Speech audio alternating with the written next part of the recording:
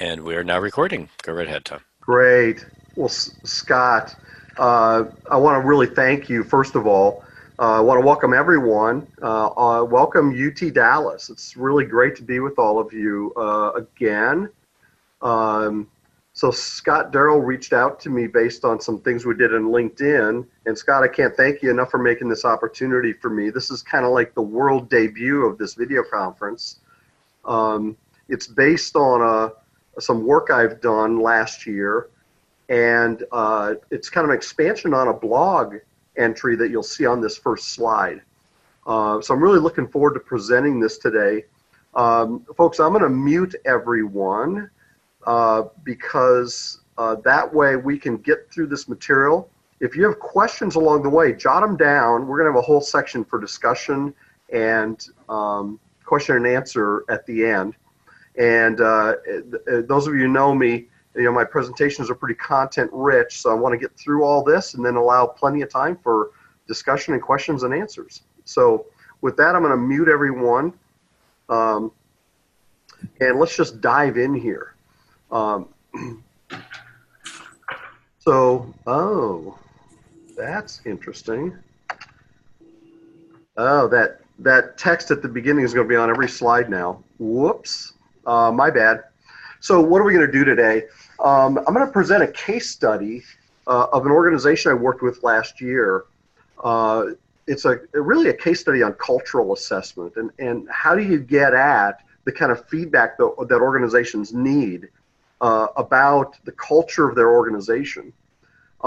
It's going to demonstrate how 360 methods, which most of you have studied with me, can really be adapted to doing cultural assessment.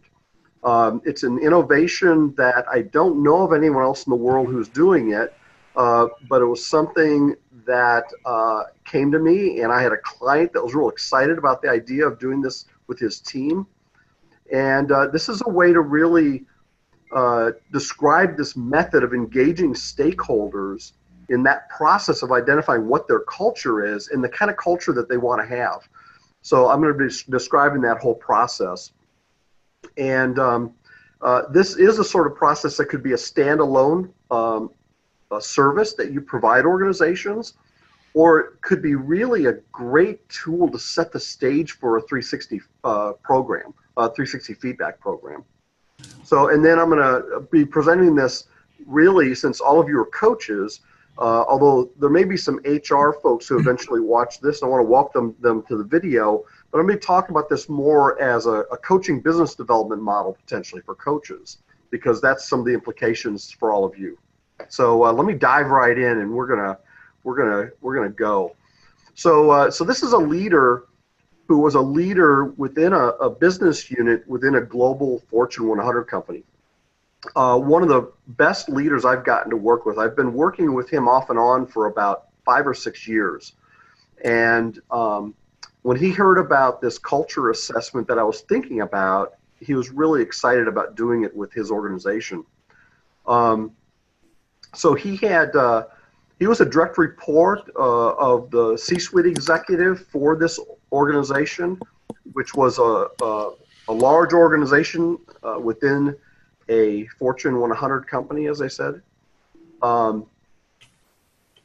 He had about 80 direct reports and matrixed people into his high-functioning team. One of the things this guy was known for was his effectiveness in leading teams. And that was even before we started coaching each other. That was kind of his reputation in the organization. And his executive team within that organization was about 7 people total. And this is a guy who just had a passion for teams and team culture. He really knew that it's really through people that results get achieved. He really understood that. He did a lot to build his teams, and the idea of having a really a culture within his team that aligned to cohesive team functioning and achieving results was really important to him. So that was the team that I was working with. Now, we identified 6 stakeholder groups within the company. There were leaders. That's those 7 people who are on the executive team, but we just called them leaders. There were non-leaders, who was everyone else on the team, pretty much that weren't either matrixed in or in one other group we'll see in a sec. We had a matrix team. This has a unique nomenclature in this organization, so I had to kind of blank it out to protect the confidentiality of my client in this organization, but we'll just call them the Triple X team. Then there were project managers on his team, people in a technical role, but they were matrixed into this this team. And then finally other, and that because there were some matrixed individuals that really didn't fit into any of the other categories. So we were really looking at 6 stakeholder groups that made up this team that had to function together to achieve specific results in the organization. So here's the method that we used. We had an offsite with those 7 people, that executive team, the leader and 6 of his direct reports.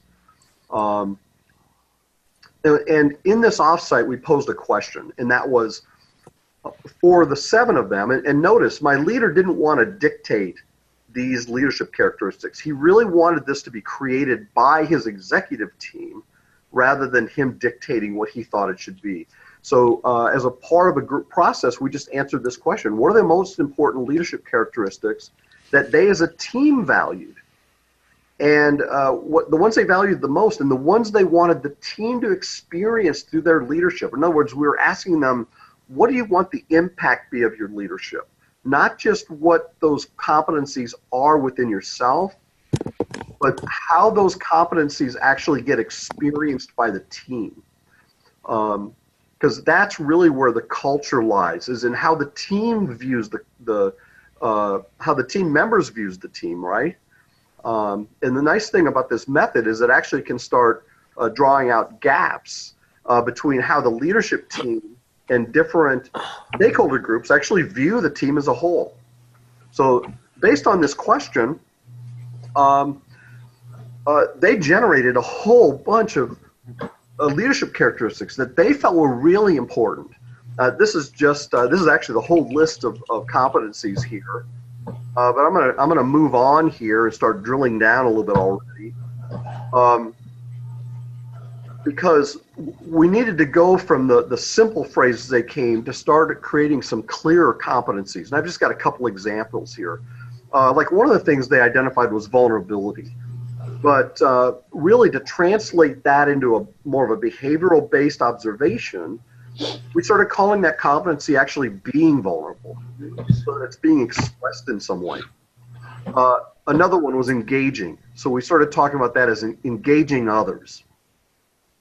Enrolling was another important one for them. So we started calling that enrolling others.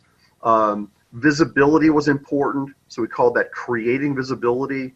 And then finally, empathy was really important. So we started talking about that in terms of showing empathy or demonstrating empathy. So first we started creating some clearer competencies out of that list. And we did this with all of those competencies on the previous page. But then we had to go a little bit further because we're trying to develop a tool to actually measure this in the organization. And so what we did is we started creating items. I should say I started creating items. And I worked with the executive team to make sure these items were getting at what we were talking about. And I just have a couple examples here, like on creating safety. And the stem for all these questions is as a team. Because what we wanted to do is assess everyone on the team in terms of how they view the team as a whole. So each question started with, as a team, we create a climate of safety where people feel comfortable being themselves. That was one item. Recognizing the tension was another competency that was really important to this team. As a team, we acknowledge tensions that arise in the course of our work. This was really important because this leadership team really wanted conflict to be dealt with.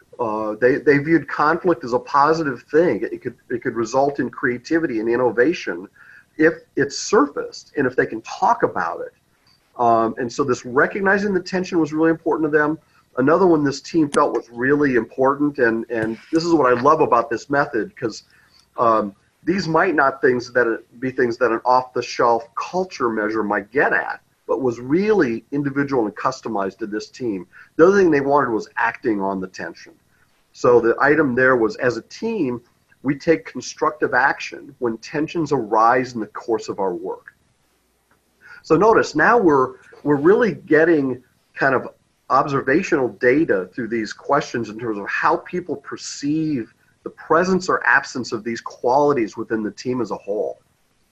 And so that's kind of like the background on the development of the instrument. Oh, actually, there's one more thing. Okay, well, so first of all, here's a spider graph. I want to make sure. Yeah, so here's a spider graph. I know this is really noisy. There's a lot on this, so we're gonna be diving into this to kind of illustrate it. But as we look at the results for these 6 stakeholder groups, we can compare the results on each one of these competencies in terms of how the individuals on the team perceive the team. And I'm not going to spend too much time on this slide because I want to really go into the results. One of the findings that was most surprising actually by the executive team, because the first step after we conducted this was to actually look at what are the things that stand out in this report. And the thing they noticed, one of the most important things they noticed was on timely decision making, how varied the response was. And we've got a little slice of that spider graph to show how diverse the scores were on this one dimension of making timely decisions. And we can drill down into that a little bit more on this slide. The question asked was, as a team, we make decisions in a timely manner. And what was really interesting was, I'm highlighting 2 groups here in particular. The group of others that were matrixed into the organization, they scored it below the average score, but not as low as anybody else. The non-leaders, these are the people who are actually the individual contributors on this team. They scored it really low in terms of making decisions in a timely manner. And then all the other stakeholder groups were about the average, but notice all of these stakeholder groups all scored this below their average score across all the competencies. And this is one of the real values of this comparative score. I want to kind of highlight that, because if we just had all these competencies on a bar graph showing their absolute scores, it'd really be hard to pull out what's significant and what isn't. But these comparative scores are generated by creating the average score across all the competencies and then actually plotting the individual scores in relation to that average. And when we do that, what we find is that some of these competencies are above the line, which means they're scored a lot higher, or in this case, they're scored lower than any of the other competencies. So this is one of the lowest competency in terms of how the team perceived the team as a whole across every one of the stakeholder groups. The executive team, when we debriefed this, it was a real eye-opener, because they actually felt that they weren't as bad as their individual performers felt they were as a team in making timely decisions.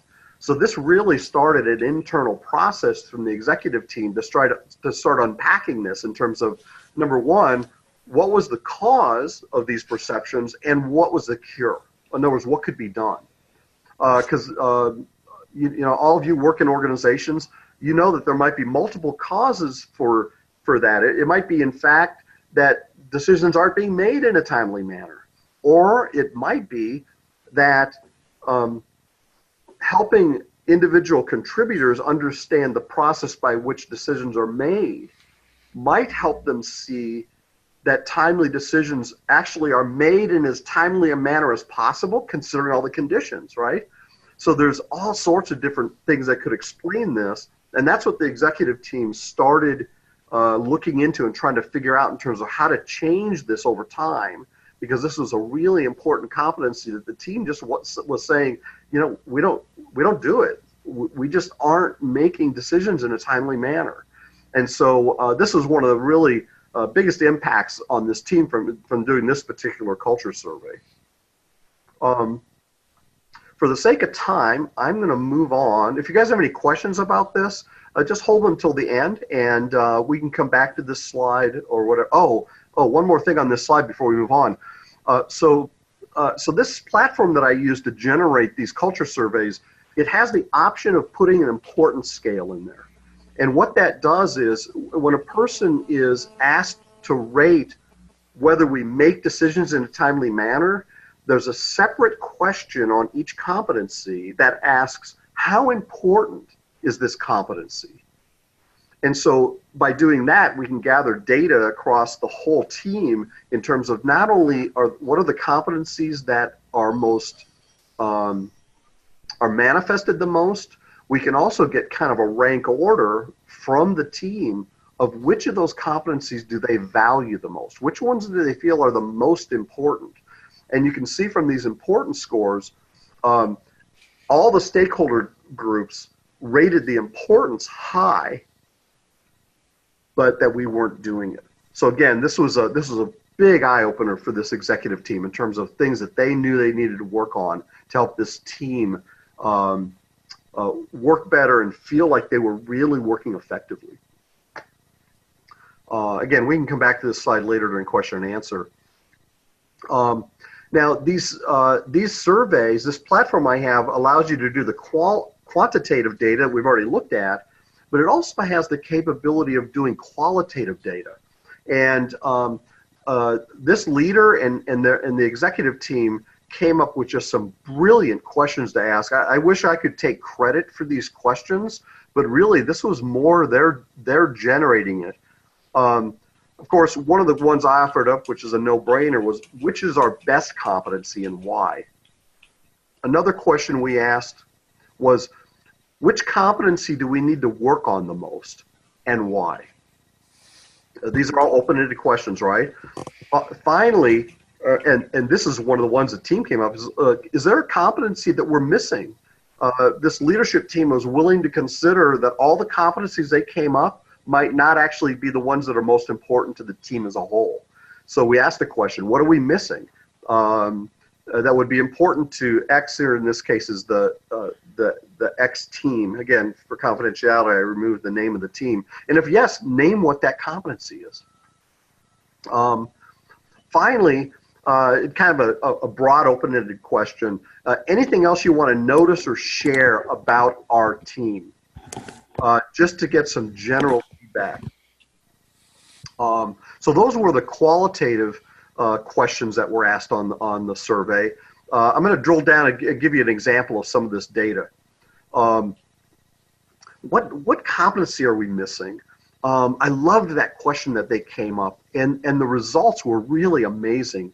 Again, we had about 80 people in the population, and I think we had a really high return rate. This is a very highly engaged team.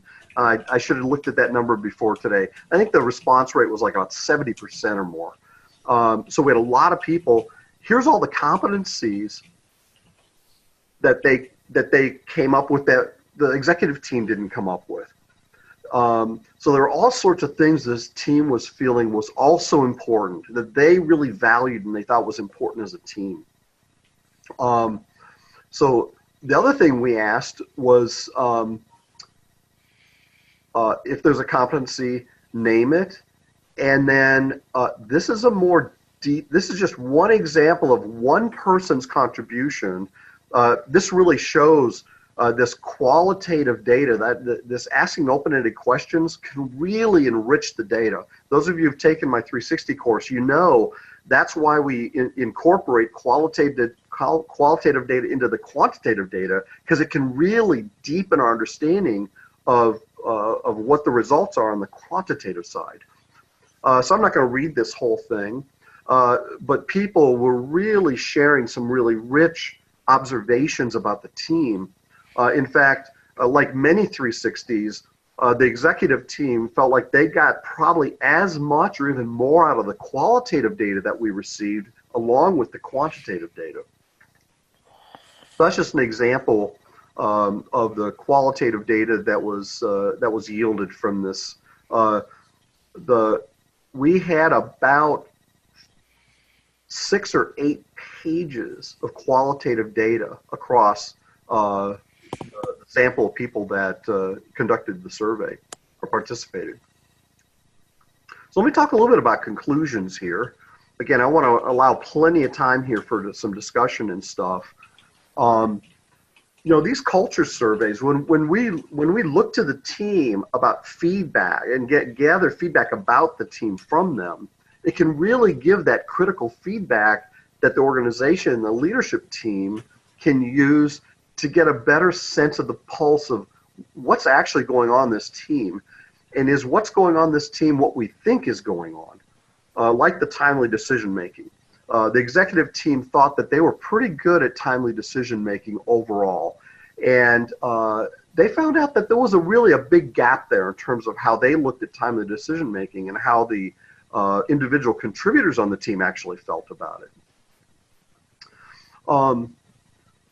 So getting that kind of feedback can help leaders and the team start to look at what the cultural priorities are in the team and gaps in how they actually execute around those priorities.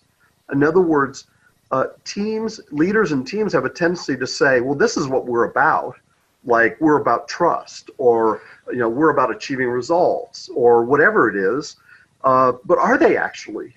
Because sometimes we have these cultural attributions we make about the team, but many times we don't get the actual kind of feedback to test those assumptions about how the team's actually functioning.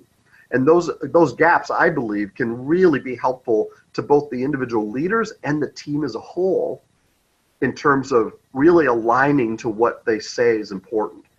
So one of the things that this team did around timely decision making is they brought that finding to the team as a whole, and they said, look, let's look at this and let's solve for how we can do a better job of making timely decisions and a better job being transparent about how that decision-making process occurs, so that, number one, we're making decisions in as timely a way as we can, and everyone understands that we're actually doing that. So everyone's expectations about how decisions are made becomes clear. And that became a process that this leader did with his entire intact team. He also had a tendency to pull in those matrix teams. I actually facilitated a couple offsites for his core team as well as his core team plus those matrix teams. And a lot of that was focusing on team development. Finally, and this brings us kind of back to 360 feedback programs. These kind of surveys can really help set a baseline and organizational-wide motivation to develop an individual 360 feedback program. So these questions that I developed, remember the intro to every one of those questions was as a team. The next step in this process is actually to just reword these questions so in a framework that it asks for an individual for feedback. So in other words, instead of we as a team make timely decisions, we can create an individual 360 feedback survey that asks, that gives feedback to individual leaders by asking, I or Joe Johnson makes timely decisions, and start getting feedback within the organization to an individual leader to see what that individual leader's strengths and opportunities are across that competency set. So these kind of culture surveys can set that baseline. It can also be used as a pre and post test regarding an organizational intervention, right?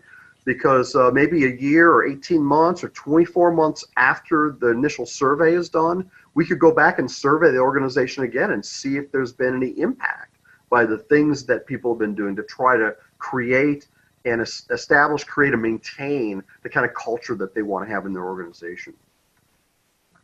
So I want to start moving into the discussion and question and answer.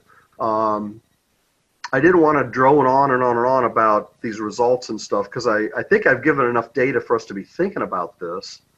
My first question is, and I'm going to unmute everyone now. My first question is, why engage top leaders in an organization when you're starting a 360 feedback program? Anybody want to weigh in on that? Well, to me, I think you're selling something that has potential strategic value. So that's, from my vantage point, that's probably the obvious starting point. Okay. Anybody else? I think that everybody's going to be looking also for the signals from the senior leadership as far as how are they to respond, how seriously are they going to take this? Is this just another waste of time exercise, that kind of thing? You know, exactly. And that's been my experience in 360 feedback programs that haven't really yielded all the potential ROI out of it is because there's not senior leaders who are viewed as really engaged in that process themselves and really endorsing that process. So everyone starts to feel like it's being something that's done to them instead of something we're doing as a team. Yeah, good point.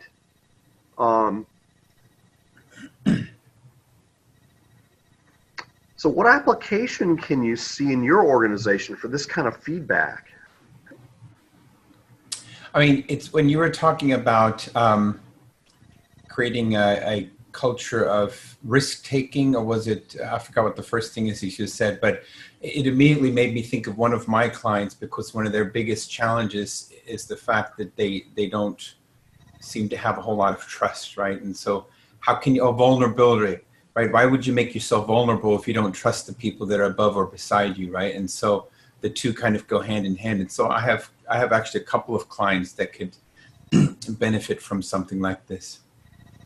And Nick, I guess that survey that would focus on something like trust and risk and some competencies like that that are central to the organization. Yeah, absolutely. Well, because at this point, it's just a thought that some of the OD people within this rather large organization are considering, but they're kind of kicking around what kind of leadership development program they should develop. And I think, this kind of highlights that they might have an opportunity to go about with a clear vision of what that might entail, as opposed to just, hey, I think there's a lack of trust. And I go, well, I mean, there's a whole lot of more questions you have to ask before you can start on this path, before you try to tackle this issue, I think. Yeah, good point, Nick. The other thing that I'm noticing is when you engage the senior leadership team in developing this competency set, my experience is you get a lot of buy-in. And there's all sorts of culture surveys out there that are off the shelf, so to speak. But when an executive team themselves create the values that they say they want, they're already invested in that process, as opposed to, for instance, this leader I worked with, getting a culture survey out in the marketplace and saying, look, we're going to do this, and here's the cultural attributes we're going to measure because they're deemed as important in some way, maybe based on a theory or whatever. Notice the engagement isn't necessarily there on the part of that whole executive team, much less the entire organization. But one of the things I love about this method is it's really internally generated, and just the process of generating that creates buy-in and endorsement at the highest level of the organization. So, yeah, anybody else want to weigh in how this might work in their organization?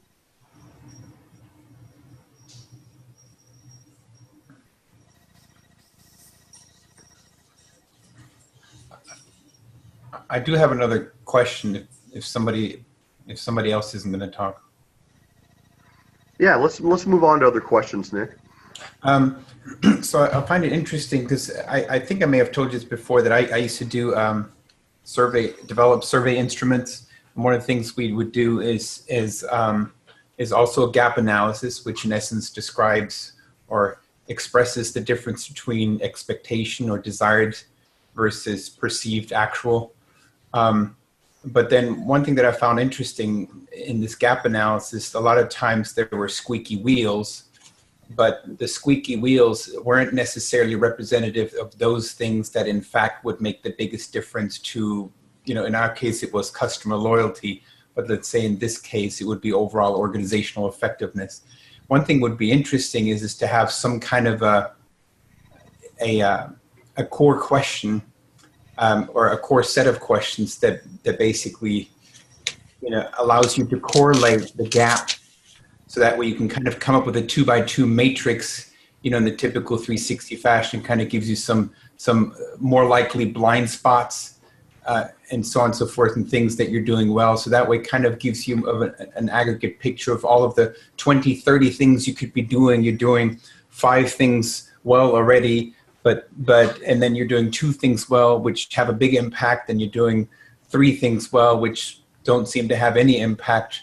And then here are these 5 or 10 spots that are actually a blind spot. It's not just a level of agitation, but it actually represents a blind spot. And so I'm just wondering how that might be doable with something like this.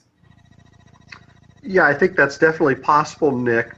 When you look at the data and start breaking it down, certainly the gaps are revealed. Another thing, and I've got a sample report that I can send if you guys if you request it. One of the things the sample report also does is based on those comparative scores. It looks at the top 6 and bottom 6, highest and lowest scores, and it does that by stakeholder group as well, so that you get a lot of data where you can look at particular stakeholder groups and how they're viewing the organization as a whole. And of course, that individual, that broken down feedback is really helpful to the leader on the executive team that actually leads that team. So I think you can get at something like that, Nick. I'd be interested in talking to you a little bit more about that back channel, about how we could do that with this particular data. Yeah, I'll send you some examples of how I used to do it with customer value analysis, which was basically loyalty. Yeah. So the other thing, and I don't know if you were getting at this, the other thing that's really interesting is this squeaky wheel phenomenon. And I think we all experience that in organizations, that there may be 1 or 2 very outspoken or very assertive or extroverted people who may tend to kind of bias the data in their direction, right? Well, they think this is what's most important. And this kind of tool creates a level playing field because everyone in the organization has an equal voice. And so you really start being able to drown out those individuals or see if the rest of the organization is in alignment with those individuals by doing a survey like this that gives everyone a voice.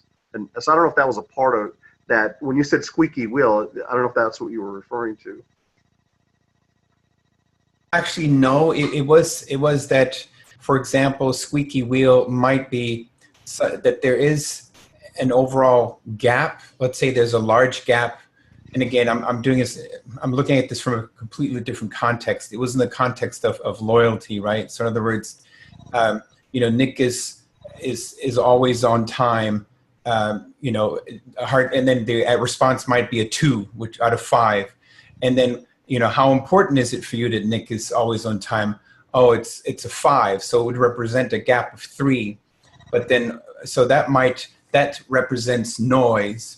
But at the end, it turns out me not being on time actually had no impact on the likelihood. For example, what's the likelihood of you to recommend Nick to somebody else? And they give you a 5. Well, so in other words, it was noise, but at the end, it had absolutely no impact on their likelihood to recommend me to somebody else. Okay. Oh, good. It wasn't necessarily noise from the perspective of an individual saying something, but it was noise. And a lot of people say, oh, they're complaining about something, but at the end, does it really have an impact on organizational effectiveness? Right. Does it really matter? Right. Excellent. The idea being is that you have limited time and resources. And so with something like this, you're able to identify blind spots and then really hone in on those which promise to have the biggest impact on the organization. Absolutely. Let's open this up for other questions. Other people have questions or observations they want to share about this approach and this case study? Hey, Tom, this is Scott. I'm curious to hear more in terms of the blind spot issue, though. And I might just not be understanding the methodology in terms of how are you getting external data in as well to help the leaders more fully understand what their values are and what they need to be considering? That was one of the things we looked at methodologically, and the only external we went was external that's most relevant to the team, because that's why we included those matrixed teams, because they work on an ongoing basis with this core team, and these leaders felt like it was really important to get the perceptions of those matrix teams because they work so closely with them. And we decided not to get feedback from other business units that they routinely worked with, because we wanted to keep this focus just on the team. But that would be a possibility in terms of getting the perception of external stakeholders, external agents regarding how the team functions or what that's like. The real blind spot for this team, and of course blind spots are all in relation to the perception and awareness that your executive team has. Again, this executive team thought they were doing a lot better at making timely decisions, and it was a huge wake-up call that, I don't know if you noticed, but even the executive team scored decision-making lower on the average than the other competencies. And when they looked at that data, it was a real wake-up call. I think that had been a blind spot where they thought they were doing that a lot better than they probably were, or they certainly weren't being perceived as doing it really well. And so it really opened a whole conversation that they would have never even considered having if they didn't have this data, right? Right.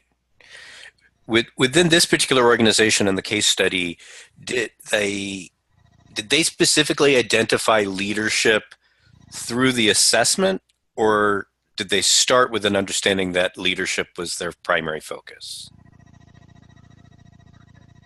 So I'm not sure if I completely understand the question. Yeah. That original question was, what do they feel are the most important leadership qualities that they would be manifesting as leaders and that they would want the team to be seeing as how the team functions? In other words, there's a couple different ways we could have gone at this. We could have just simply said, what are the qualities that we want the team to see about that we manifest as leaders, and tell us, the leadership team, whether we're doing that. Yeah. But we didn't do that for a particular reason, and that was we didn't want to assess the leadership team. We wanted to get the picture and the image and the perception and the experience of what the team felt like, rather than what the leaders were like. And that's what made it kind of more of a team culture assessment. It's not an assessment of the leadership, it's an assessment of the team. Although you could do both, the other one wouldn't be so much a culture assessment as much as it is kind of an assessment of leadership. Yeah. Great. Thank you. Yeah. Great question. Let me talk a little bit before we're done. Some of the people watching this video, if they're coaches, this is going to be helpful maybe, because here's one of the challenges we have as coaches. If we're trying to enter an organization to sell and deliver executive coaching services, one way to do that is to go to companies and say, I'm an executive coach and I do coaching, and use me as a coach. Now, if that's the only way that you have to enter an organization, that can be a challenge. Anyone who's done it, including myself, knows how much of a challenge that can be. But imagine you had 2 or 3 or 4 different things that you could bring to an organization that would help you enter the organization in a way and add value. This is one of those ways that you could enter an organization in terms of identifying leaders who want to understand how their organization is being perceived. And once you've done that, especially this method, you've really engaged top leadership in terms of what are the values, what's important, and here's what the organization looks like. And it's a natural segue into doing a 360 program, feedback program, for instance. And that's one of the things I'm doing in my business model now. But even if you did this culture survey, it gets you in the organization in terms of, I also am an executive coach. And once you deliver value in one way, it gives you credibility in the organization where you might be considered as an executive coach because you're already in the organization, you've gained their trust, they see you've delivered value, and then that might lead to additional work, eventually if you're a coach, coaching work. So that's part of the reason I sell 360 feedback programs is my 360 feedback programs, those bids usually have a coaching debrief component. So I'm doing coaching as a part of that 360 program. I've also got a tool that's coming online in the next couple months that's an employee engagement product. So as coaches, I want you to be thinking a little bit more, what are some of the different expertise I can bring, like an employee engagement service or a cultural assessment or my executive coaching that would give me multiple ways of entering the organization so that I can establish myself as a credible expert in one area and then can introduce those other areas where I'm an expert, like as an executive coach. So this is really where my business model is heading, is to not just going to organizations saying I'm an executive coach, but also saying, and here's some other things that we can do that might be important in your organization and really add value. And by the way, I'm also an executive coach. So that's just a really brief synopsis of this business model and how these culture assessments would fit into the business model. Wanted to make sure I got clear on that because I think that'd be one of the other takeaways that I'd want you to have from this is, wow, these are some tools that can help me go into organizations, add value, and generate business, eventually more and more coaching business. So are there any questions about that? This is Carl. Tom, I had actually a question I was pondering about the blind spots in this kind of survey, because the theory would be that, you know, if you use a standardized set of dimensions that somehow smart people have figured out what those are and they're perfect and all that.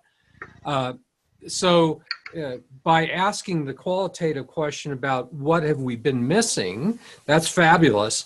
But I would imagine then the next thing that the executive team wants to say is, oh, let's go back and do a survey about those. And that's not really possible. So I was wondering, how do you address that kind of thing? So for me, this sort of thing sets the stage for an organizational intervention. And one of those interventions for me would be to work with the team as a whole and to bring that whole list of competencies that they came up with. Mm-hmm. And at least to talk about them,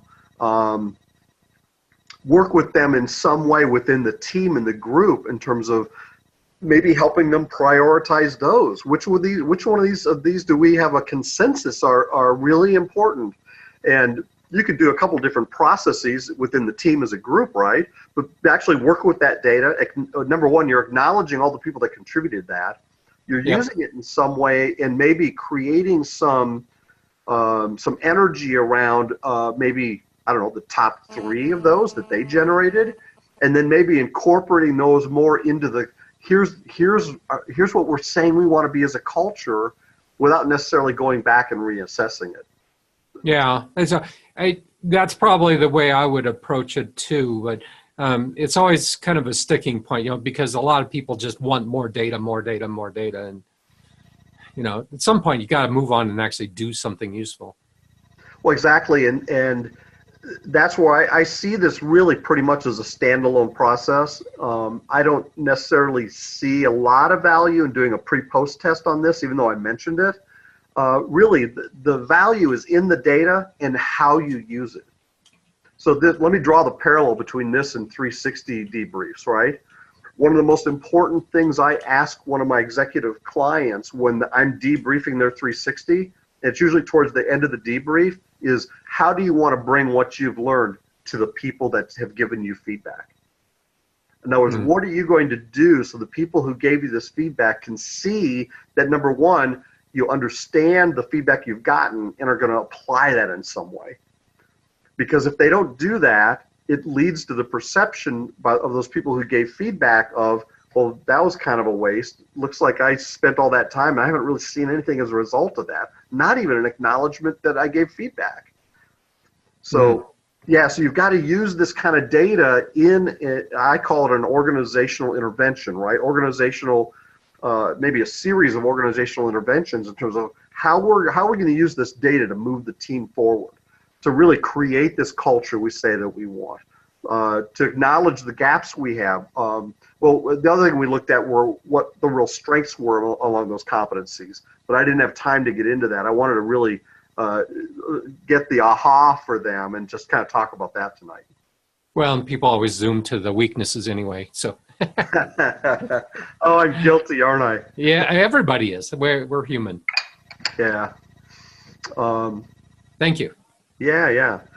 I think we've got time for a few more questions, comments, ideas people have, and we don't have to go the entire hour either, but I want to just open this up for anyone else's observations or questions. So Tom, can you send us something with some meat on it that we might be able to try this? I don't know if there's anything that you can send us that might help us open some doors with this. And I mean, I'm assuming that the idea here is that we get some clients and then we come to you and then we try to do some delivery.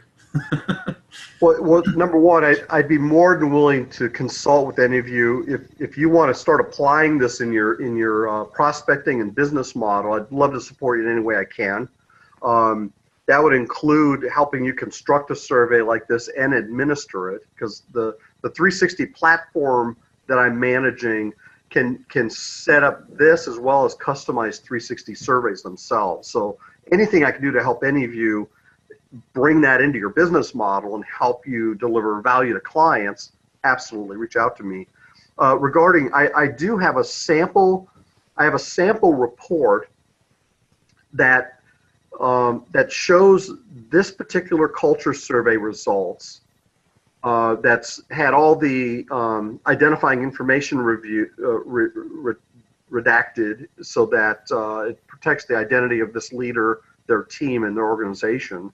And I'm more than willing to send that to people, or I don't know, Scott, if I send that to you, can you distribute it to everyone, at least within your group? Or Yeah, absolutely.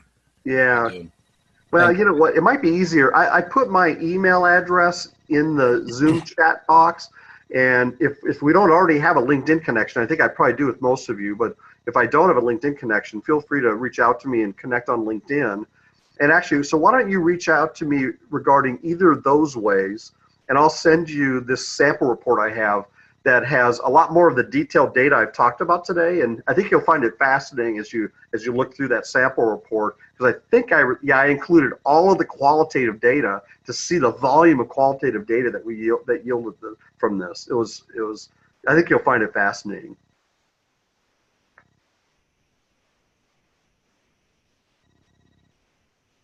So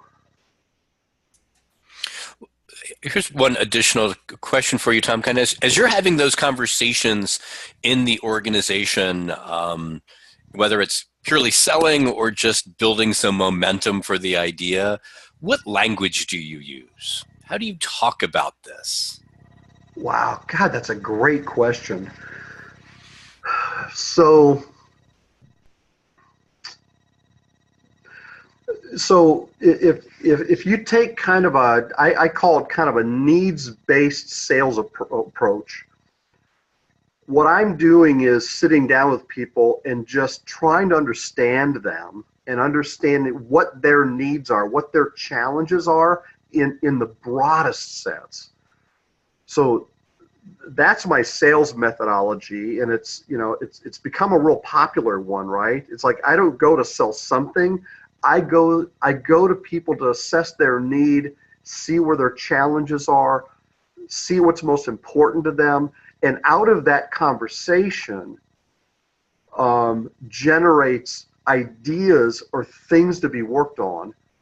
And what I'm looking for in that conversation then are opportunities to say, so would it be helpful to know more how the organization perceives itself, how the organization perceives the culture that you say you've created, or maybe even that you're concerned about? Would it be good to gather some data actually from the organization to shed light on that?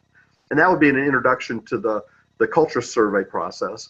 Or it might be more of a leadership conversation, and it's just like, you know, would executive coaching, have you considered that? Are you using that already to help develop your leaders in conjunction with?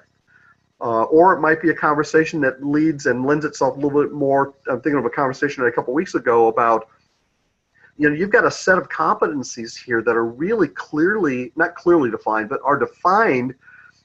Have you ever considered developing a customized 360 instrument so individual leaders actually get feedback around those specific competencies that you've stated are the most important leadership qualities for your leadership in your organization? So it's all needs-based, right? I want to really understand my clients and understand what their challenges and what their deepest needs are. And then I'm hoping I can have something to offer to that. And if I don't, I'm hoping I know someone that does have something to offer to that, so that I can refer them to a trusted colleague or trusted partner in the world community who maybe is really good at something we're identifying that's not really one of my specialties. But when I deliver value to a person that way, it creates a very powerful relationship where if I can't help them now, I'll be in their mind the next time they have something in mind. I become a trusted partner of theirs to help them solve the challenges and meet the needs they have within their organization. So I don't know if that answers the question or not. It does. Thank you. Great. God, that was a great question. There may be some HR people eventually watching this video, and you know, I want them to know that you know, this is the sort of thing that can be valuable within the organization. Even though I've talked about this as a business developmental model for coaches, really, I think anyone watching this video can see the value it might have for the organization, no matter what their role might be. So how close are we getting to the top of the hour? 3 minutes. Wow, this time has just flown by. Any last questions, burning observations, anything else that you want to add?